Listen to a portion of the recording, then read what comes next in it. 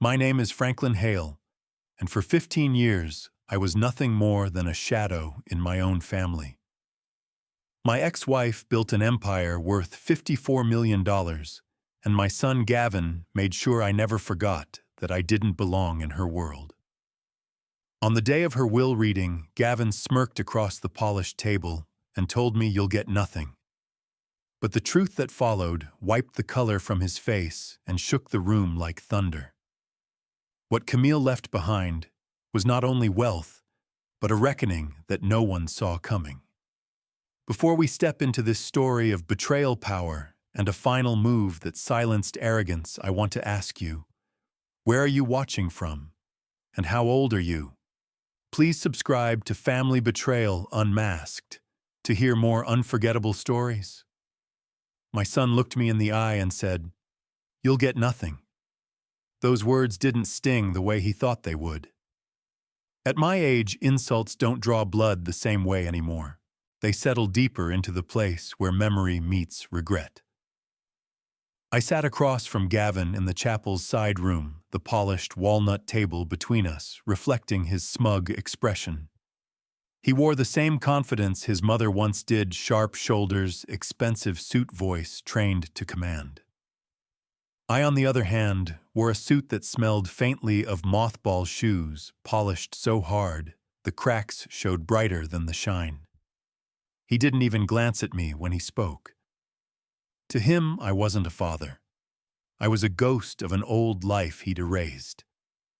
The service had ended minutes earlier. People had walked out whispering about Camille's legacy, about the brilliance of her company, about her philanthropy. Not one of them spoke her name the way I remembered it. To them, she was a figure of history. To me, she had once been a girl with a Buick that broke down twice a week, a woman who sketched ideas on napkins at 2 a.m. Gavin never knew that Camille.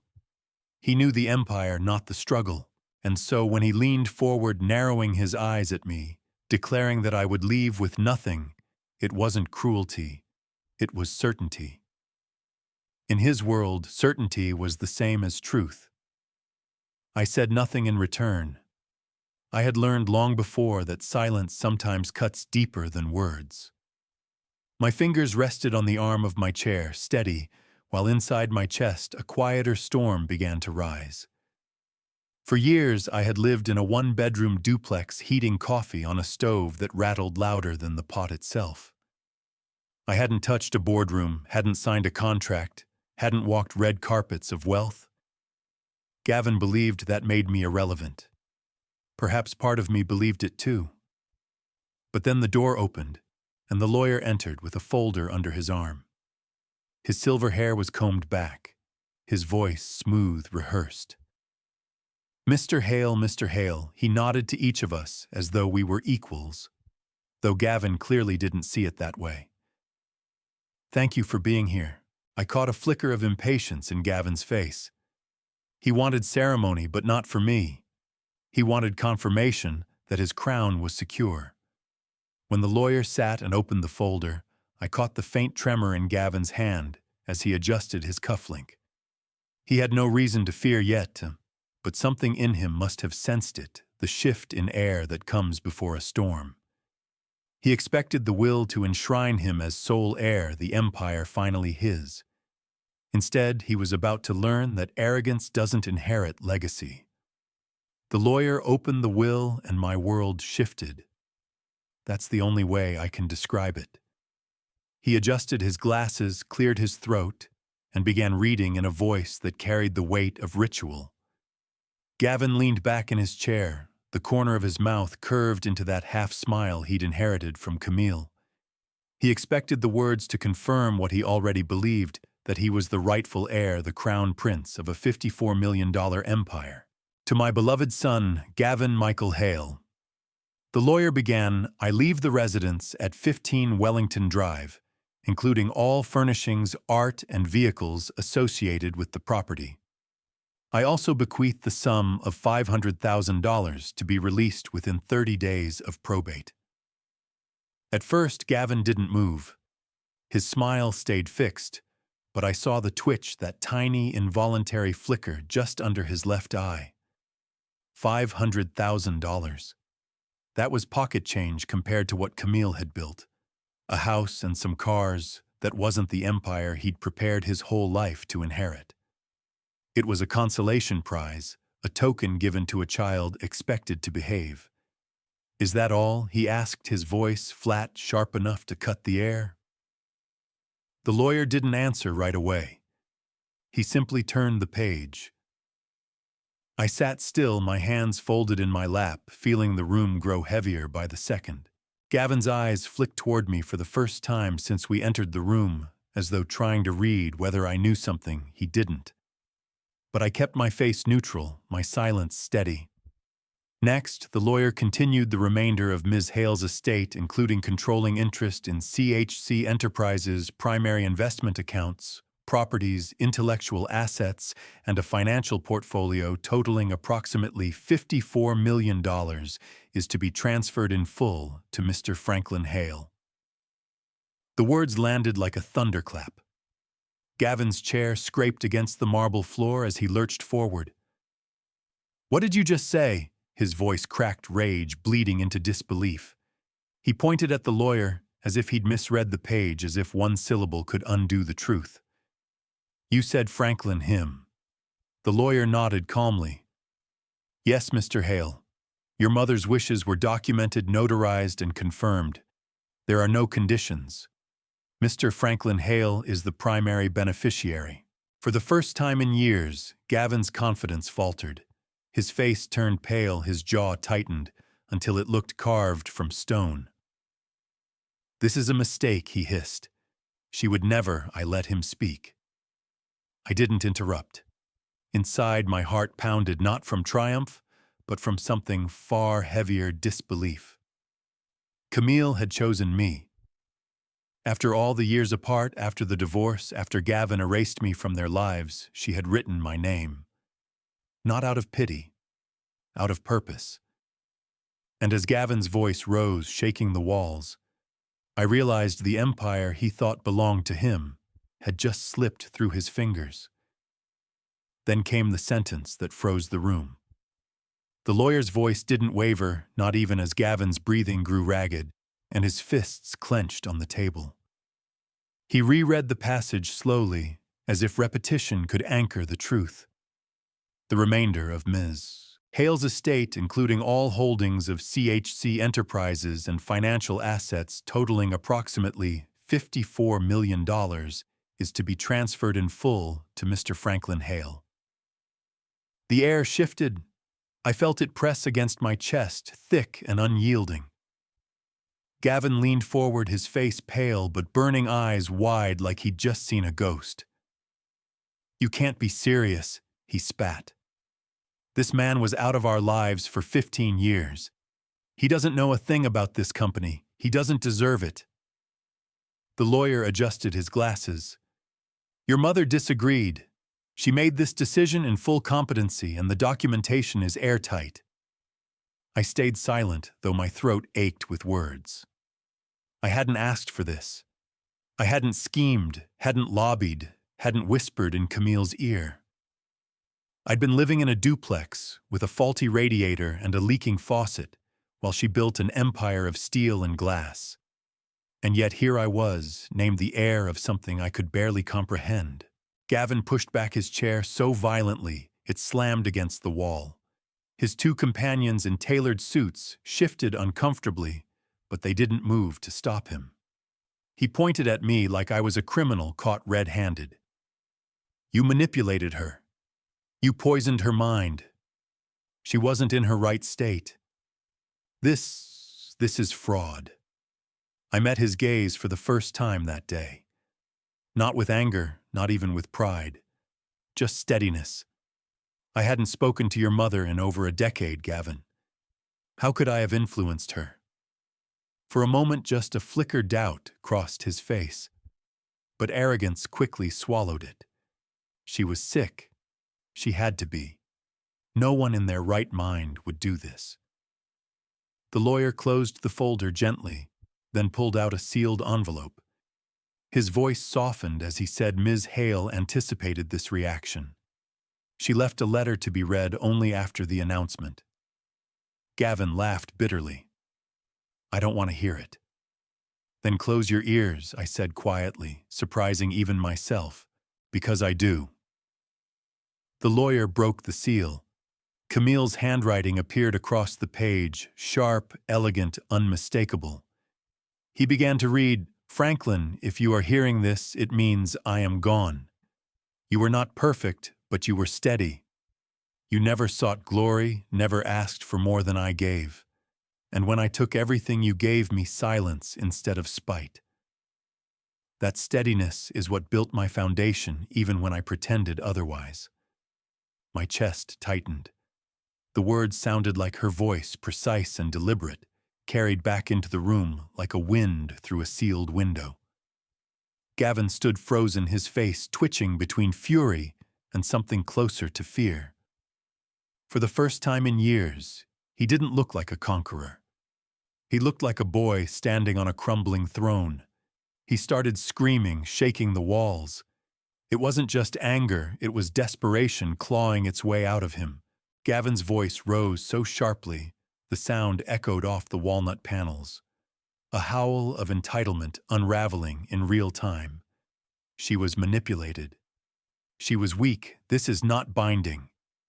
His fists slammed against the polished table, rattling the glasses of water until one toppled and spilled. His companions looked down their silence, a betrayal he didn't notice. The lawyer, Daniel Whitaker, didn't flinch. He simply lifted the pages higher and continued reading Camille's words with the patience of someone who had seen many legacies rip families apart. Gavin, my son Daniel, read you inherited my ambition, but not my cost. You were groomed for the throne, but you never learned how to build the kingdom beneath it. And I fear that giving you more would destroy you, not empower you. The room went still except for Gavin's ragged breathing. His face turned crimson, veins tight at his temples. Lies, he muttered. She would never write that. But she had. The loops of her handwriting were as sharp as they had been 30 years ago, when she left me notes on the fridge. Every stroke of the pen carried Camille's unmistakable presence, and I knew with a certainty that cut through the chaos that this was no mistake. She had planned this moment deliberately. Gavin lunged forward, his voice breaking into a roar. You did this, Franklin. You set this up. She pitied you. That's all this is, pity. I shook my head slowly. No, son. This isn't pity. This is reckoning. That word hit him harder than any slap could. He froze, trembling, his fists curling at his sides. For the first time, the arrogance cracked enough for fear to seep through. He wasn't just losing money or property, he was losing the story. He had told himself his whole life that he was the chosen one, the rightful heir, the inevitable successor. The lawyer continued, his voice calm and merciless in its steadiness. She wrote, Franklin is the only one who won't burn it all down just to prove he can. He is not the loudest, but he is the one who remembers why it was built in the first place. I heard Gavin suck in a breath, as if those words had cut the air out of his lungs. His legs gave way, and he fell back into his chair, staring at the folder as though it were a loaded weapon pointed at him. His companions shifted uneasily, glancing at him with thinly veiled doubt. The lawyer closed the letter, placing it gently on the table like it was both a gift and a verdict. Silence spread through the room, the kind that weighs heavier than shouting. Gavin whispered, This isn't over. His voice was quieter now, but trembling with venom. I'll contest it. I'll drag you through every court in the state until you're ruined. I looked at him, not as a rival, not as an enemy, but as the son I once carried on my shoulders through Rocky Ridge Park. My voice was calm. You can try, but Camille's voice will always be louder than yours. Her words cut sharper than any blade. That's what I thought, as Daniel unfolded the final page of Camille's letter. The handwriting was hers, slanted, deliberate, the way she always wrote when the stakes were high. His voice filled the room once more, steady as stone. Franklin, you were never ambitious, never one to chase glory. But you were loyal even when I did not deserve it. That steadiness, that quiet faith is why I trust you to carry what I leave behind. Gavin, you will always be my son, but sometimes love requires denial, not indulgence. The silence that followed was deafening. Gavin sat rigid, his chest heaving, his jaw locked tight. He had expected an empire delivered like a crown, and instead he'd been handed rejection carved into his mother's last words. For all his wealth of arrogance, he had never been prepared for her honesty. I felt the weight of it too, not triumph, not victory, but gravity. $54 million, and a company I hadn't touched in over 15 years, were now resting on my shoulders. It didn't feel like fortune. It felt like burden. Camille hadn't handed me riches. She had handed me responsibility. Gavin broke the silence with a sound, halfway between a laugh and a sob. "This is sick," he muttered, his voice trembling. She was confused. She was dying. She didn't know what she was doing. Daniel shook his head. Her mental competency was verified, video recorded, and witnessed. She knew exactly what she was doing, Mr. Hale. The fight drained from Gavin's face, replaced by something far more raw: fear. His eyes darted to the letter as though it might rise up and condemn him further. His hands trembled, not from anger this time, but from recognition he had lost. Not in some quiet boardroom negotiation or a failed investment, but in the most public, permanent way a son can lose. His mother had chosen another man over him. He shoved back from the table, his chair skidding across the marble. "This isn't the end," he said, though his voice betrayed him. "I'll find a way to undo this. You'll see." I didn't move. I didn't even flinch. I simply watched him storm toward the door, his footsteps echoing like cracks in the foundation of everything he thought was his. The suits flanking him scrambled after, but even they couldn't hide their unease. They'd backed a prince who had just been dethroned. When the door slammed, the room fell still again. Daniel placed the letter carefully back into its envelope, sliding it toward me. "She meant for you to hear this, Mr. Hale," he said, "and she meant for him to hear it too." I picked up the envelope, my fingers tracing the sharp edges. For the first time in decades, Camille's voice had returned to me, not in anger, not in distance, but in trust. It wasn't revenge she had dealt from beyond the grave. It was clarity. And as I sat there, the letter heavy in my hands, I realized something: Gavin never had. Legacy is not inherited. It is entrusted. And Camille had just entrusted it to me. I never asked for this empire, but I couldn't walk away. That thought repeated in my head as I stood in front of the mirrored glass of CHC Enterprises the following Monday morning. The building rose like a monument to Camille's vision, steel glass and precision lines cutting against the Denver sky. I had walked past it countless times as an outsider, just another man with groceries in hand or bus fare in his pocket. But now the security guard held the door for me, eyes scanning the ID badge clipped to my jacket that still felt like a costume. Inside, the lobby smelled of marble polish and money. Receptionists tapped at keyboards with practiced indifference, but their eyes flicked toward me, uncertain, questioning. They all knew. Word had traveled faster than fire. Franklin Hale, the forgotten ex-husband, had returned as the new majority shareholder. I could feel the silence follow me like a shadow. No one whispered, but the absence of sound was louder than gossip. Natalie Mercer, Camille's legal executor, met me at the elevator. impeccable as always, slate gray suit clipboard tucked under her arm posture, straight as a blade. "The board is waiting upstairs," she said, her tone clipped, efficient. No small talk. She pressed the button, and the elevator doors closed us in with a silence so tight I could hear my own breathing. I wanted to ask her if she thought I belonged here. Instead, I just said, "I don't know the first thing about running a company like this." She didn't look at me, but her reflection in the polished steel doors did. "Then listen. That's something this place has been missing for a long time." When the doors opened, I stepped into a boardroom that felt more like a courtroom. 12 faces turned toward me, men in sharp suits, a single woman with eyes like glass, cutting through stone, and at the far end, Gavin. He sat with perfect posture, cufflinks gleaming as if the verdict of the will had been nothing more than a clerical error waiting to be corrected. I didn't sit right away. I stood behind the chair at the head of the table, Camille's chair. My hand rested on the leather backrest, grounding myself. "I know what you're all thinking," I said, my voice steadier than I felt. "I didn't build this company. I didn't grow it. But I was there at the beginning, when it was nothing more than a sketch on a napkin and a hope written at 4 a.m.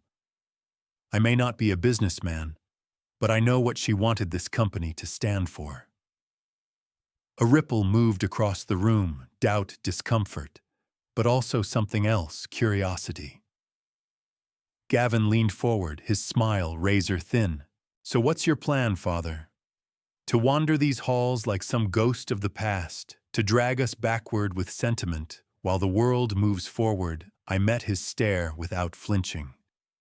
"My plan," I said evenly, "is to remember what she built this for, and to make sure it doesn't get forgotten." The room didn't relax, but it shifted. The balance was no longer entirely his. They expected a tyrant. I gave them silence. That was the first real choice I made as I stepped out of the boardroom and into the heart of the company Camille built. The directors had been polite, but their eyes betrayed what their mouths didn't say. They thought I would fail. They expected me to make bold declarations, to impose authority. I didn't have to play at being a CEO the way a child plays dress-up. Instead, I chose to do the one thing no one in that building had done in years: walk among the people and listen.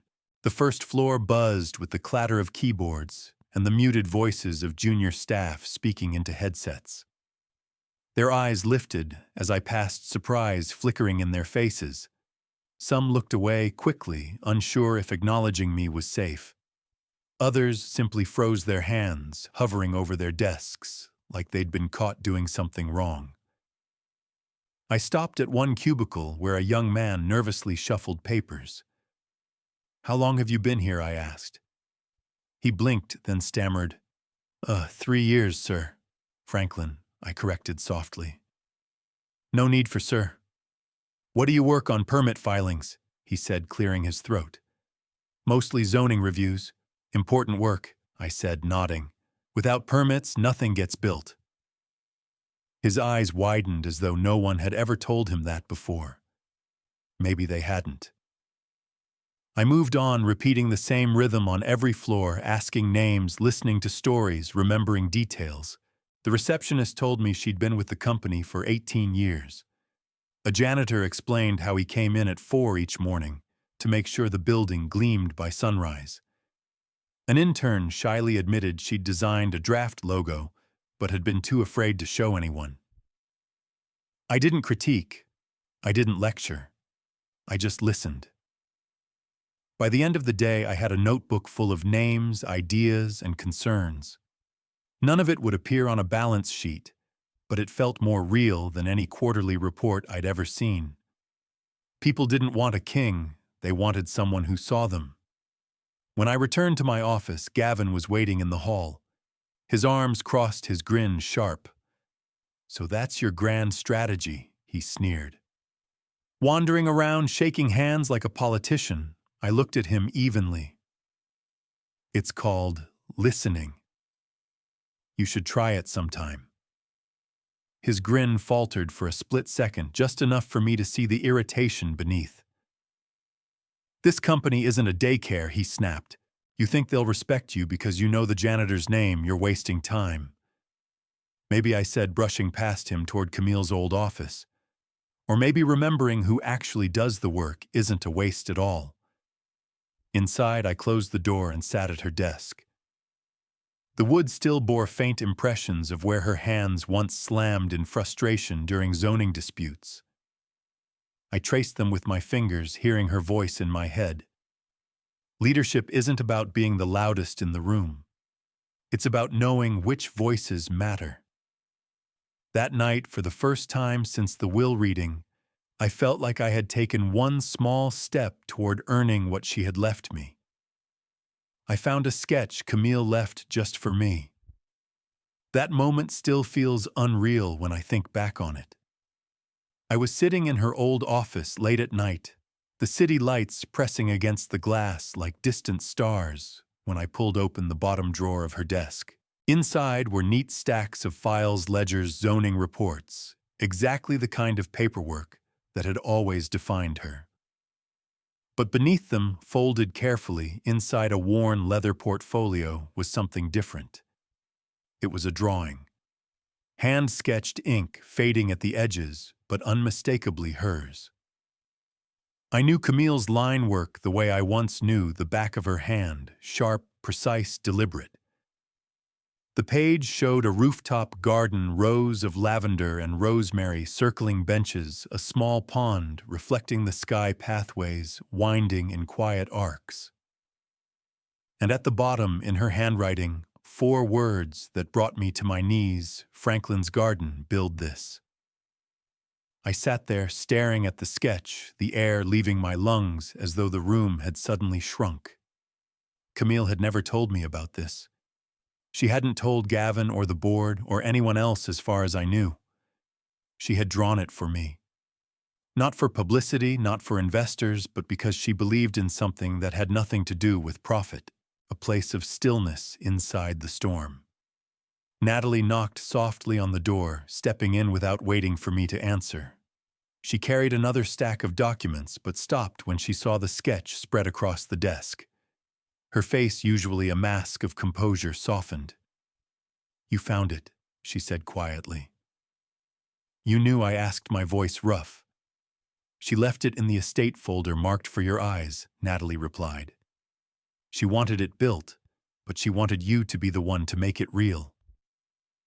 I touched the edge of the paper carefully, as if it might dissolve under my fingers. "Why me?" Natalie's answer was steady. "Because she knew you wouldn't see it as strategy. You'd see it as meaning." For a long moment, neither of us spoke. Outside, the city hummed, indifferent to the discovery that had just split my world in two. I thought about the marble boardroom, about Gavin's smirk, about the whispers already growing in the hallways. They all wanted a leader who would cut costs, expand profits, play the game Camille had mastered. But this sketch, it was something else entirely. It was personal. It was a legacy of presence, not just power. I folded the paper carefully and placed it back in the portfolio. "Then that's what we'll do," I said. "We'll build it." Natalie raised an eyebrow. "You understand what the board will say. They'll call it sentimental. They'll say it's a waste of resources." "Good," I answered. Let them. Let them remember that this company was never built just to chase numbers." For the first time in years, I felt Camille close again, not as the untouchable CEO, but as the woman who once dreamed at 4 a.m. and believed that beauty could belong to everyone. And I knew deep in my bones that this garden would become the battleground where Gavin and I would truly face each other. Critics called it vanity, but I pressed on. That was the first headline I saw after the announcement. It didn't surprise me. The moment I unveiled Camille's sketch of the rooftop garden to the board, I could feel the tension roll across the room like a storm front. Some furrowed their brows, others exchanged quick glances, and Gavin, he smiled a cruel little smile that told me he thought I had just handed him ammunition. I stood at the head of the table, her sketch enlarged on a projector behind me. This was Camille's idea, I said, steady but calm. She wanted a space for people, not just profits. A place that reminded us that work doesn't matter if the people doing it can't breathe. Silence. Then Gavin leaned back in his chair, his voice dripping with contempt. A rooftop garden, that's your big plan. While competitors are pushing into new markets, cutting-edge design, digital transformation, you want to play gardener. His words drew a few nervous chuckles from the board. I didn't rise to his bait. Camille drew this, I repeated. She wanted it finished, and I intend to honor that. The woman with sharp cheekbones, Cynthia Tran, tilted her head. And what about investors? They'll ask how this generates return. It generates something more important than return, I said. Retention, morale, purpose. Those aren't just words, they're the reason people stay. The reason they give their best. Gavin scoffed loudly. Listen to him. Preaching about morale like this is some school project. We're running a multi-million-dollar enterprise, not a flower shop. The words stung, not because they were clever, but because they carried weight in that room. Numbers talk louder than ideals in business, and Gavin knew it. But I also saw something else, the flicker of unease in a few faces. People weren't used to hearing leadership talk about anything beyond profit margins. After the meeting, Gavin wasted no time. He leaked the proposal to a business blog, spinning it as proof of my incompetence. The article labeled it a vanity project, a sentimental distraction that would cost the company valuable capital. By the next morning, financial analysts were parroting the same phrase, vanity project. Natalie stormed into my office, the article clutched in her hand.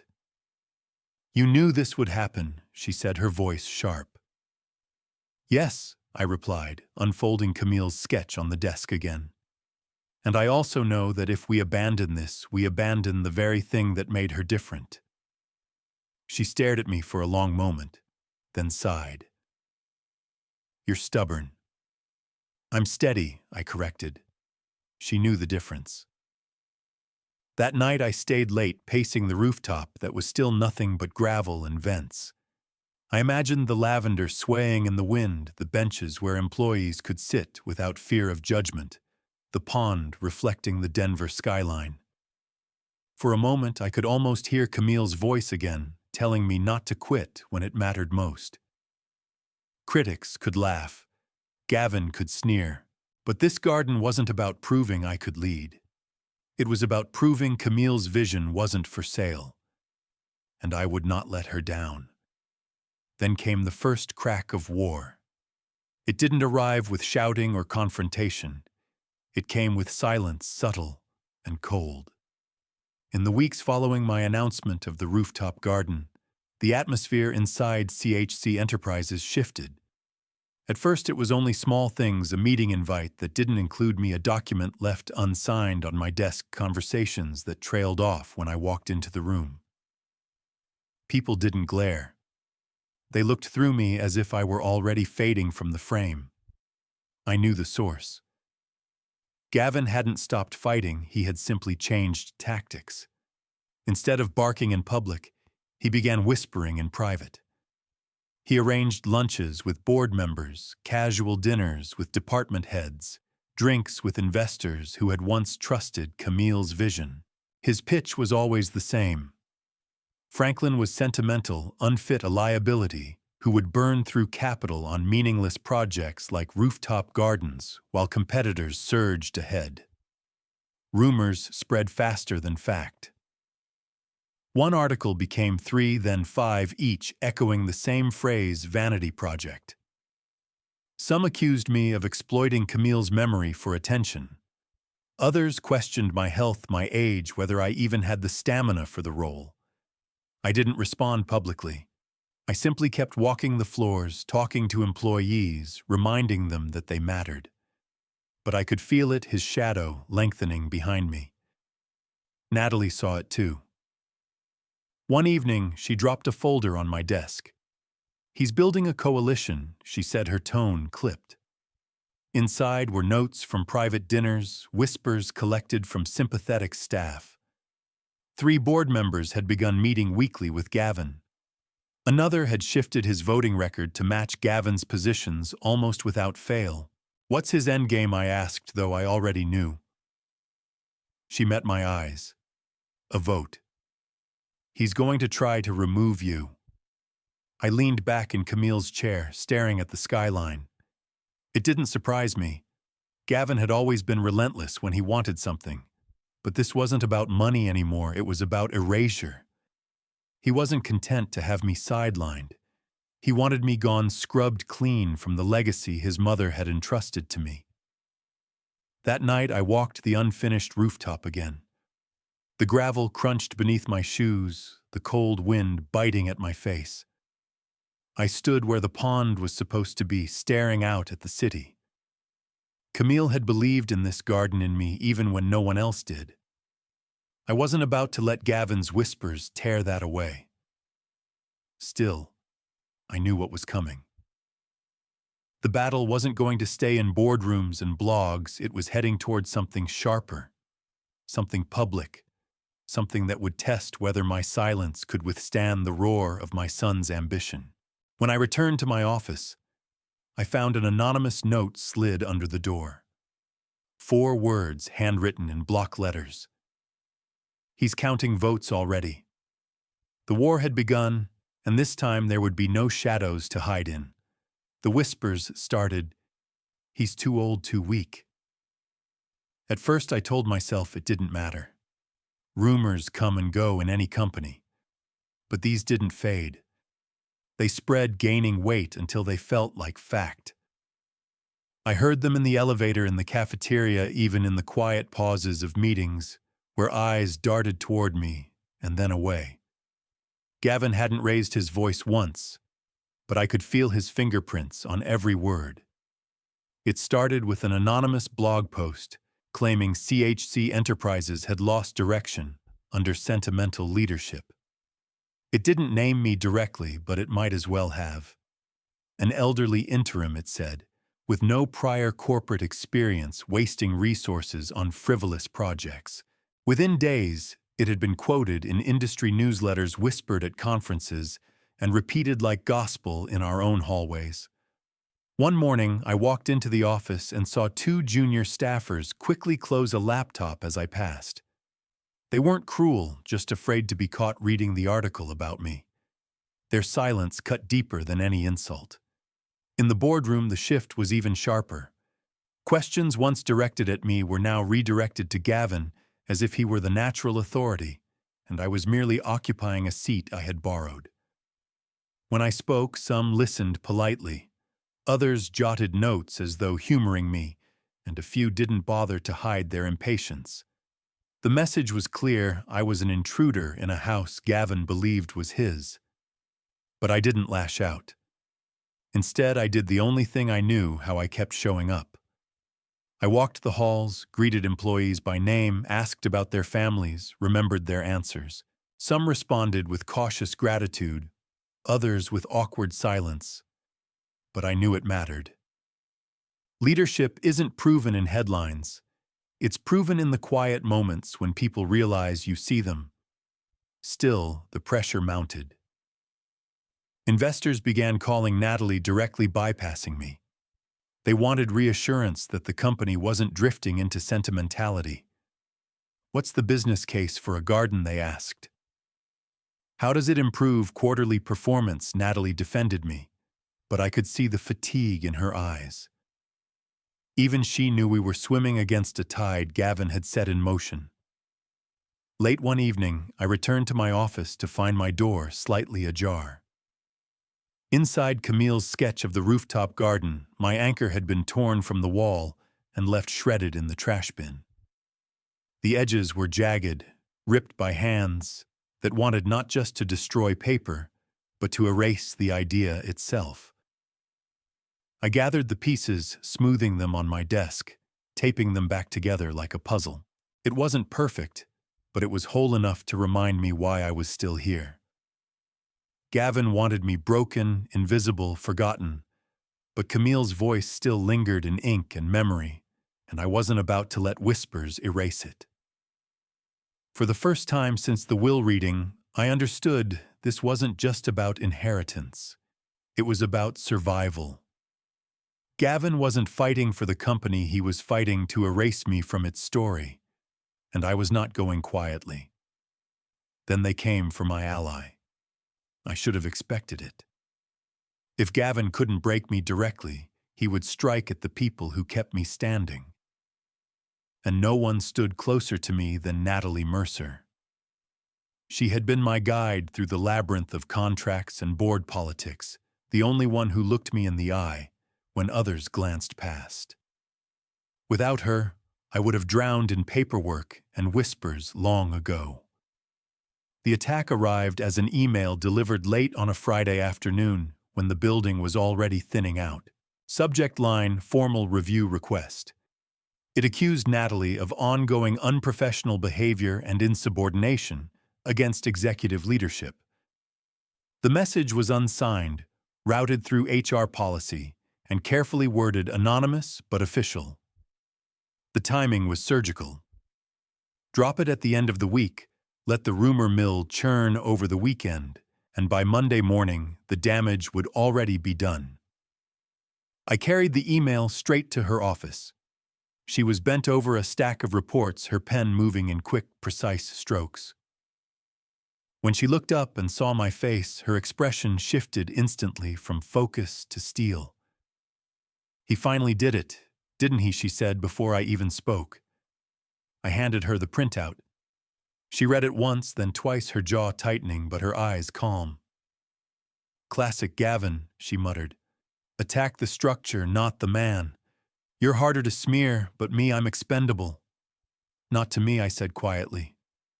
She sighed, tapping the page with her finger.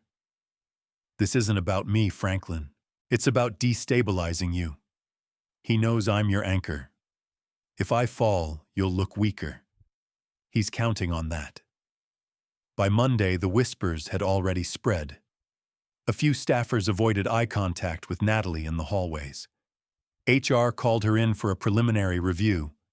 Even in the boardroom, Gavin sat with an expression of feigned concern, asking pointed questions about internal compliance, as if he were simply looking out for the good of the company.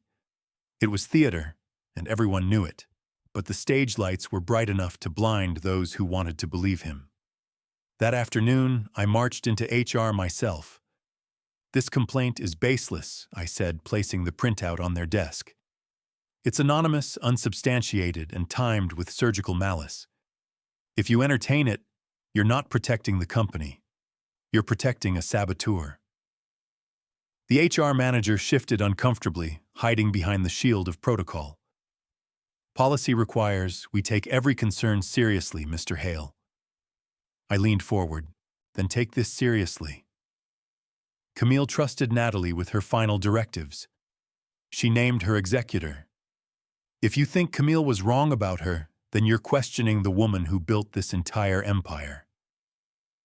That silenced them, at least for the moment. But the damage had been done. Natalie left the meeting with her shoulders a little stiffer, her eyes a little heavier.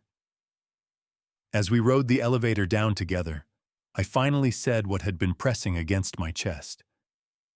"I'm sorry. I should have protected you from this." She shook her head. "You can't protect me from Gavin. The only way to stop him is to outlast him. And that's exactly what we're going to do." Her words steadied me. Gavin had struck at my ally, but he hadn't broken her. And as long as Natalie stood, I wasn't alone in this war. The boardroom turned colder every day. It wasn't the thermostat, it was the silence, the glances, the subtle shift of authority away from me and toward Gavin. When I entered the room, now conversations dimmed, eyes slid past me to him, and even the air seemed to pause as if waiting for my son to speak. I wasn't the chairman. I wasn't even the father. I was an inconvenience holding a seat that he believed was rightfully his. Gavin had grown more careful since Natalie survived his trap. He no longer barked accusations or raised his voice. Instead, he draped himself in charm. He would thank colleagues for their patience during this transitional time. He praised the board for their steadfast commitment to growth. But each compliment carried a hidden blade, reminding them that I was the obstacle to the future they wanted. During one meeting, a senior partner presented quarterly figures showing a modest slowdown. Gavin seized it instantly. Of course, he said, his voice smooth, this is no reflection on the team's hard work. It's simply the natural consequence of leadership without vision. His gaze flicked toward me quick as a whip, then back to the table as though the implication had never been spoken aloud. A murmur ran through the room. No one challenged him. I sat with my hands folded, biting back the words that wanted to leap out. Fighting in the open would only confirm his narrative that I was unfit, emotional, rattled. Instead, I let silence do the talking, though it was a silence that burned my throat raw. Afterward, Natalie cornered me in the hallway. "He's tightening the noose," she said, her voice low. "I've heard from 3 members he's lining up votes. He wants to call a session." "What kind of session?" I asked, though I already knew. She met my eyes. "A leadership review. If he gets a majority, they can strip you of authority and install him. Permanently." I leaned against the wall, the weight of it pressing down. "He's turning my steadiness into weakness," I muttered. "The more I hold my tongue, the more they see me as absent." "Then maybe it's time to speak," she said. I shook my head. "Not yet. If I fight now, I fight on his terms.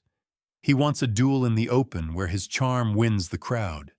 I need something sharper, something he doesn't expect." But the truth was, I wasn't sure what that was. That night, I sat alone in Camille's office. The city pulsed beyond the windows, indifferent to my struggle. I opened her sketch again, the rooftop garden pieced together with tape where Gavin's allies had tried to shred it. I traced her handwriting with my finger, whispering her name like a prayer. The board was drifting. Gavin was gathering strength, and I was running out of time. The cold had settled into the marrow of the building. Every glance, every pause, every carefully measured word told me what was coming, a vote to erase me.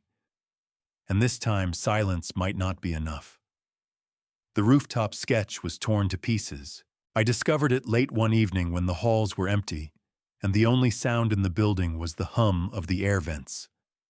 I had left Camille's drawing pinned to the wall above my desk, a reminder of why I endured the whispers and the cold stares. But when I returned from a meeting, it was gone. At first, I thought it had simply slipped.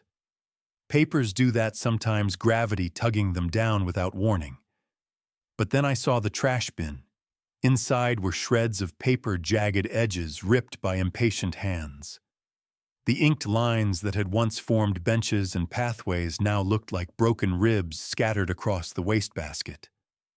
For a long time, I couldn't move. This wasn't negligence. This was malice. Someone had come into my office, not to steal, not to warn, but to erase. To reduce Camille's vision to nothing more than scraps.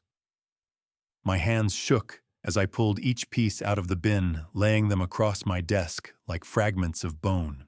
I taped them together carefully, aligning the lines, coaxing the garden back to life. It wasn't perfect. Creases ran through the lavender rows, tape split the pond in 2. But it was whole enough to remind me that destruction can never truly erase intent. Natalie walked in halfway through my work.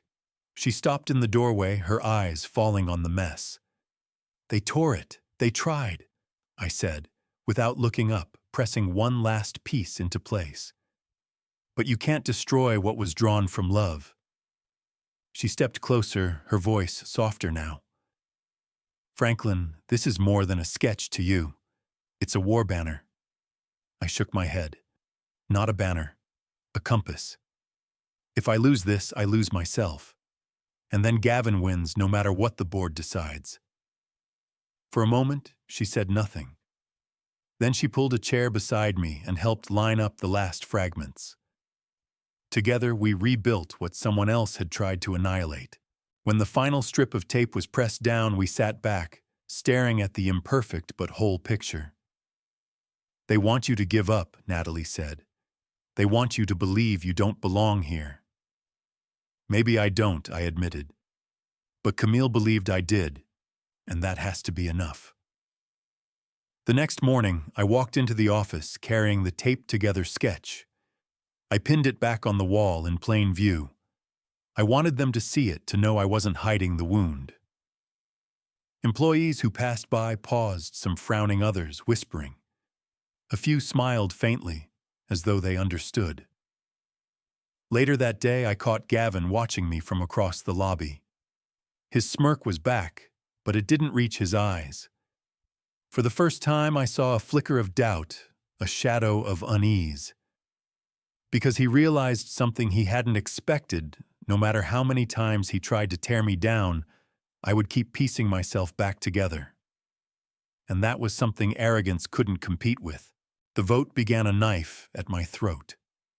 That's how it felt sitting in that boardroom, 12 pairs of eyes fixed on me like jurors ready to pronounce sentence. The agenda was worded innocuously, leadership continuity review, but everyone knew what it meant. Gavin had gathered his coalition. This was the moment he would try to erase me. The chairman cleared his throat. We are here to consider whether current leadership aligns with the best interests of CHC Enterprises. A vote will be taken. His voice was steady, rehearsed. My heart was not. Gavin sat at the far end of the table, posture perfect, cufflinks gleaming, his smile sharpened like a blade. He didn't need to speak. He had been speaking for weeks, one whisper at a time, until the room already leaned his way. The first board member raised his hand. Aye. The second. Aye. The third hesitated, then nodded. Abstain. I sat perfectly still, my hands folded, though my pulse pounded in my throat. Every eye was another brick pulled from under me. Two more voices followed Gavin's line. Aye. Aye. The vote count was sliding away from me, 5 against 1 abstain, none firmly on my side. I caught Natalie's gaze across the table. She gave the slightest nod, her expression calm but her eyes fierce. She hadn't spoken yet, saving her words for a moment that mattered. The chairman looked around. Next, a woman cleared her throat. Cynthia Tran, the youngest on the board. She had hardly spoken in any meeting, always listening, always calculating. Her hands folded neatly on the table as she said nay. The sound cut the air like a bell. Gavin's eyes snapped toward her, his smile faltering just slightly. The chairman's voice pressed on. Next. 2 more followed Gavin. Aye. Aye. The count was 7 in favor, 1 against 1 abstain. If the remaining votes aligned with Gavin, I would be finished. The room grew tense, the kind of silence that trembles before breaking. One man, gray-haired, coughed into his fist and said, nay. Another, shifting uncomfortably, muttered nay. Now it was 7-3 with 1 abstention. My breath slowed. It wasn't over yet. Finally, all eyes turned to the last voter, Cynthia's mentor, a man whose loyalty had always bent with the wind. He tapped his pen against the table, glanced at Gavin, then at me. For a long moment, he said nothing. Then he leaned back and whispered. The tally froze, 7 ayes, 4 nays, 1 abstain. Not enough for removal. The motion failed. The chairman cleared his throat again. The leadership remains unchanged. Meeting adjourned. No applause, no relief, just silence. The kind that says, for now, you live. I stood slowly, every muscle taut. Gavin didn't look at me as I left, but I saw it, the twitch in his hand, the crack in his mask. He hadn't expected resistance. He hadn't expected me to survive this round. As I stepped out of the boardroom, I knew one thing with certainty: the war wasn't over. Gavin would come again, quieter, sharper. But so would I, because survival was no longer enough. Now it was about proving that legacy could not be stolen, it had to be earned. Gavin thought he had already buried me. That was the feeling I carried the morning I opened my inbox and found the email. No subject line, no explanation, just a string of forwarded messages between board members and outside investors. The language was clinical clipped, but I recognized it instantly. It was Gavin's style, precise, smug, and dripping with certainty. He had been feeding curated bits of information to investors for weeks, painting a picture of instability inside CHC Enterprises. To them, I wasn't a man trying to honor a legacy. I was an elderly interim leader with no business acumen, wasting capital on a sentimental vanity project, while the firm bled relevance. The words were sharp enough to cut through even a screen. My stomach tightened as I read them. Gavin wasn't just undermining me inside the boardroom anymore. He was building an army outside of it. Natalie appeared in my doorway minutes later, her coat still damp from the drizzle outside. She saw the email on my screen and didn't bother with pleasantries. "He's shifting the board with investors," she said flatly. "One phone call at a time. If he convinces them you're a liability, it won't matter what happens in these halls. They'll force your hand through capital pressure." I leaned back in Camille's old chair, rubbing my temples. He doesn't want to lead. He wants to erase. She crossed her arms, studying me. "Then you need to stop treating this like a family quarrel. This is war, Franklin. He's moving in legal territory now, contracts, filings, power of attorney. You either meet him there, or you let him write the ending." Her words echoed long after she left. I knew she was right. For weeks I had tried to lead with presence, with steadiness, with the quiet kind of strength Camille once admired. But Gavin didn't respect silence. He weaponized it. And now he was laying the groundwork for a hostile takeover, one signature at a time. That evening, I stayed in the office long past dark. The building was quiet, the kind of quiet that settles after ambition has exhausted itself for the day. I climbed the stairs to the rooftop, the gravel crunching beneath my shoes. The garden wasn't built yet, just chalk outlines and metal beams. I stood in the middle of it, the wind slicing through my coat, and whispered Camille's name. Not in grief, but in gratitude. She had given me this fight. She had left me a compass, not a crown. The next morning I called Camille's old estate attorney. His voice was gravelly with age but steady. I explained what Gavin was doing, and after a long pause he said, "It's time you see what she left with me." She anticipated this. I didn't know what he meant, but I knew this: Gavin thought he was tightening the noose. What he didn't realize was that Camille had left me more than a garden sketch. She had left me ammunition, and the first shot was about to be fired. We went to court, face to face. The courthouse smelled of varnished wood and cold air, a place where family ties turned into legal filings and bloodlines became weapons. Gavin sat 3 rows ahead of me, flanked by 3 lawyers in tailored suits. He didn't glance back, didn't acknowledge me. To him, I was no longer a father, just an obstacle he was about to remove. The judge entered her presence, commanding without a word. "This session is now in order." Gavin's lead counsel rose first, his voice silky, trained for performance. "Your Honor, our position is simple. Mr. Franklin Hale has acted outside the scope of his authority as defined by recent restructuring. He has obstructed the transfer of assets necessary for fiscal reinvention. We seek his immediate removal from advisory and executive roles. They spoke as though I were already gone, a ghost wandering halls I had no right to walk. I sat still, hands folded, while Natalie placed a folder on the desk between us. She gave me a single look, calm and sharp, the kind of look that says, "Wait." When it was our turn, Natalie stood. Her voice was steady, measured, but her words landed like hammer strikes. "Your Honor, the opposing side has omitted critical information. Several restructuring documents they filed were signed by parties not legally empowered to do so." She placed evidence before the court. Email timestamps, signatures, and most importantly, an amendment to Ms. Camille Hale's business will executed 1 month before her passing. The room shifted. I could feel Gavin tense even from behind. His jaw clenched, his pen tapping against the table. The judge narrowed her eyes. "An amendment." "Yes, Your Honor," Natalie said, producing a sealed envelope.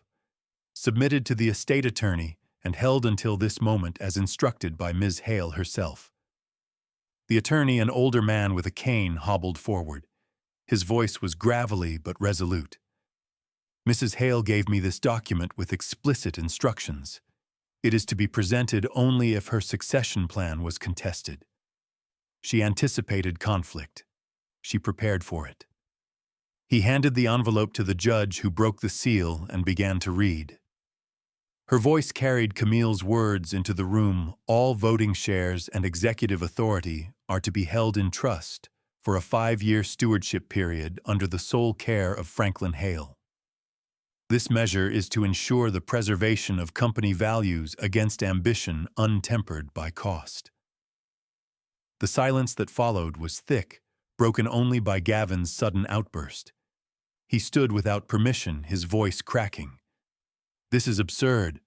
My mother would never. This is fraud." The judge's gavel struck once. "Sit down, Mr. Hale." For the first time since this war began, Gavin's mask cracked fully. His hands trembled. His eyes darted between me, the judge, and the papers in her hands, as though searching for an escape hatch that didn't exist. I didn't smile. I didn't gloat. I simply sat still, the weight of Camille's foresight pressing into me.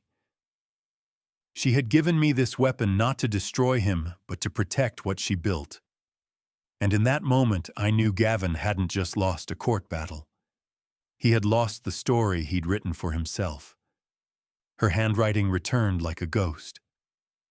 That's how it felt when the judge unfolded the amendment and began to read aloud Camille's words, penned in the same sharp cursive I had once seen on sticky notes, grocery lists, and love letters long ago. Except this time, her ink wasn't for me alone. It was for history. To my trusted partner, Franklin, the judge read, "If this letter is being opened, it means what I feared has come true. My son's ambition has overshadowed the lessons I hoped he would learn. Gavin is clever, but he measures worth only in possession, never in purpose. For that reason, I assign my estate, my company, and all voting rights to Franklin Hale as trustee for a period of 5 years. His steadiness, not his ambition, is what CHC Enterprises requires." Every word echoed like thunder. Gavin shifted in his chair, his face pale but flushed with fury. He slammed his hand on the table. "She wasn't in her right mind," he shouted. "She was weak, sick. This is manipulation." The judge raised a hand. "Sit down, Mr. Hale. You will not interrupt again." But Gavin couldn't stop himself. He leaned forward, his voice dripping with venom. "This man abandoned us. He was irrelevant. My mother built everything herself, and now you want me to believe she just handed it to him?" I turned my head slowly, meeting his eyes for the first time in that courtroom. "No, Gavin, she didn't hand it to me. She entrusted it to me. That's the difference." His mouth opened, but no words came. For the first time in years, my son looked lost. Not angry, not arrogant, just lost. The estate attorney rose next, his cane clicking against the floor. I can confirm, he said, voice gravelly but firm, that Camille drafted this amendment in full clarity. I was present. She recorded a video testimony as well, verifying her competency. She anticipated that Gavin would resist, and she wanted Franklin to have the shield necessary to withstand it. He placed a second folder on the judge's bench. Inside, her neat handwriting filled margins of company reports, notes about Gavin's recklessness, concerns about his pride, fears that unchecked power would consume him. One note was underlined twice. If they forget the roots, remind them with flowers. The judge looked at Gavin. Your mother's intent is clear. This court recognizes Franklin Hale as trustee and sole steward for the defined period. The gavel struck once hard and final. The courtroom fell silent. Gavin's lawyers shuffled papers, avoiding his eyes. His jaw trembled as he sank back into his chair, cufflinks gleaming against trembling hands. The arrogance was gone. What remained was something raw, stripped bare, the realization that no amount of plotting, no coalition, no whisper campaign could undo his mother's final word. He turned his head toward me, eyes blazing with a mix of hatred and desperation. This isn't over, he whispered, his voice broken. But we both knew it was. Camille's ink had sealed it. I sat still, the amendment heavy in my chest. Not triumph, not victory.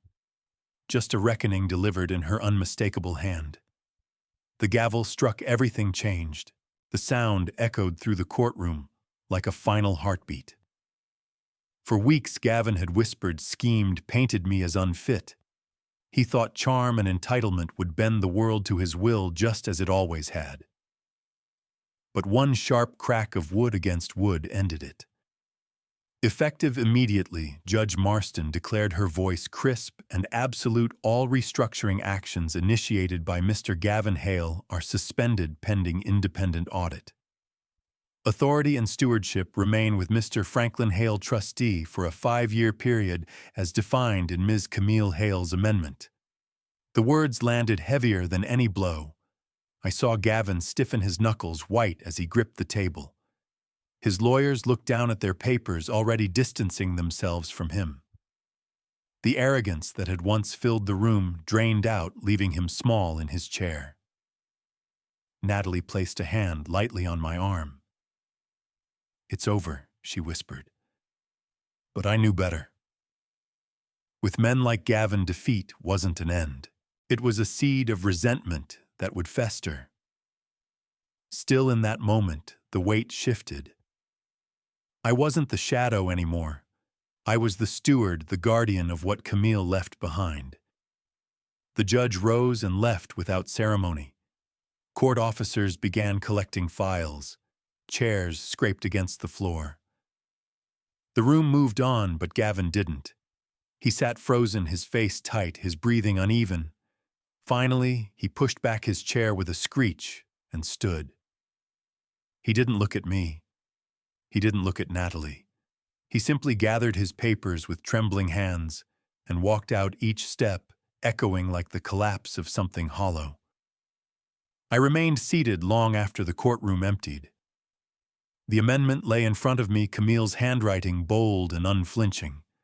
I traced the words with my finger. If they forget the roots, remind them with flowers. Natalie stayed beside me in silence. Neither of us spoke until the doors swung closed behind the last lawyer. Then she said softly, "She knew you'd need more than authority. She knew you'd need proof of her faith." I nodded, unable to answer. My throat felt too thick with memory. Camille's voice lingered in every curve of ink, in every deliberate phrase. It wasn't just a legal document, it was her last shield for me. When we finally walked outside, the air felt sharper, cleaner. Reporters shouted questions, cameras flashed, but their noise faded against the weight of what had just happened. Gavin wasn't there to meet them. He had slipped away, silent, humiliated.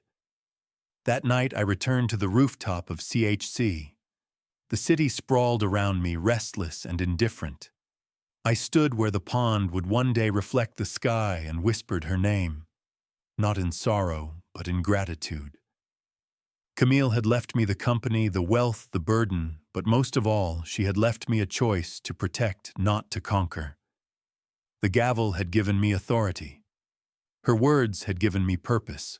And Gavin, he had walked out of that courtroom not as a victor, not even as an heir, but as a man stripped bare of illusion. For the first time in his life, he had to face himself without the armor of entitlement. I built the garden anyway. That was my first decision after the courtroom dust settled. Not to restructure, not to chase new markets, not to silence critics with numbers. No, my first act was to honor the sketch Camille left behind. The board groaned, investors muttered, but I pressed forward. To them it was ornamental. To me it was sacred. Construction began quietly. Gravel was cleared, beams, reinforced planters hauled up in freight elevators. Every evening I walked the rooftop watching progress take shape. The lavender rose Camille had drawn in faded ink began sprouting in soil.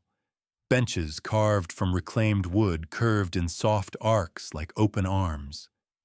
A mosaic walkway built from discarded ceramic tiles shimmered in the afternoon sun. For the first time in decades, CHC employees came upstairs not for smoke breaks, but to watch something grow. By summer, the rooftop had transformed. The city skyline stretched beyond rosemary and lavender, and a small pond mirrored the clouds. In the center, a plaque lay flat bronze and simple, "Grow what matters. Remember what roots you." I wrote those words myself, the only addition to Camille's vision. One evening, as golden light poured across the benches, I heard footsteps. I turned and saw Gavin. No lawyers, no polished suit, no entourage. Just jeans and an old sweatshirt I remembered from his college days. He stopped at the entrance, staring at the garden as though he'd stumbled into another world. I didn't understand. He said finally, his voice stripped of sharpness. I stayed silent, letting him find the words. "I thought you were holding me back. That if I didn't take control, I'd be nothing." He paused, eyes fixed on the pond. But I was already nothing. I had everything in my hands, and it still felt empty. For the first time, I didn't see arrogance in him.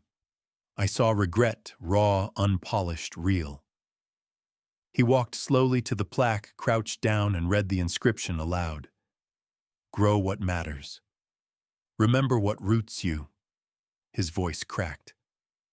Was that hers? No, I said softly. That was mine.